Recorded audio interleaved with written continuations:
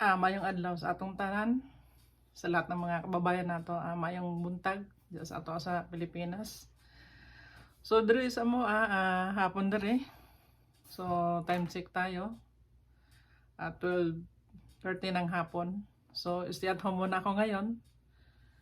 At mag-vlog muna tayo. So ano nga ba yung trabaho ko? So isa akong healthcare aide dito sa Canada. Dito ako nag-aral noong 2022 until 2023. So yung course ko na yan guys, tinik ko lang yan siya ng 11 months. And then 2 months yung practicum ko. After that, nagtrabaho na ako. Yung trabaho ko dati sa long term, sa assisted living, sa home care. So, sa ngayon, ang trabaho ko dito ko sa home care. So, ano nga ba ang trabaho pag nasa home care ka? So, pag nasa home care ka, personal na nag-aalaga ka sa isang pasyente, tapos tumutulong ka rin sa pagpapaligo, tumutulong ka rin sa pagpapalit ng damit, ganyan yung trabaho natin.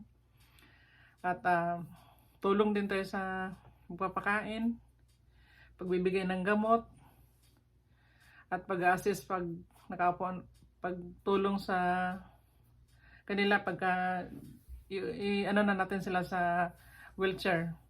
Kasi mostly, hindi naman all the time pag nasa home care ka, pag sinabi kasing home care, yun yung mga ano lang, independent. So, hindi lahat is independent. So, yun, tutulong tayo sa pag-transfer sa kanila sa wheelchair, sa pagkuha ng vital signs, blood pressure, blood sugar, at tutulong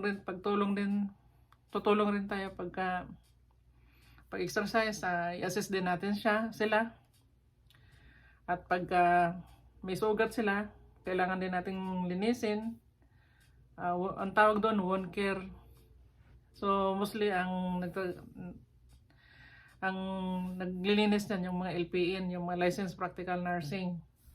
Pero pag sobrang busy, pwede kaming mag-assist doon. At isa pa, kailangan din natin mag-companion, kailangan din good listener tayo, kailangan na makinig din tayo sa mga kwento nila, i-provide natin yung lahat ng mga needs nila. At yun, pag sinabing caregiver, lahat na yun guys, maghugas ng pinggan, magluto, at pag namalingki sila, kailangan nating samahan. So, yun ang trabaho ng isang caregiver guys.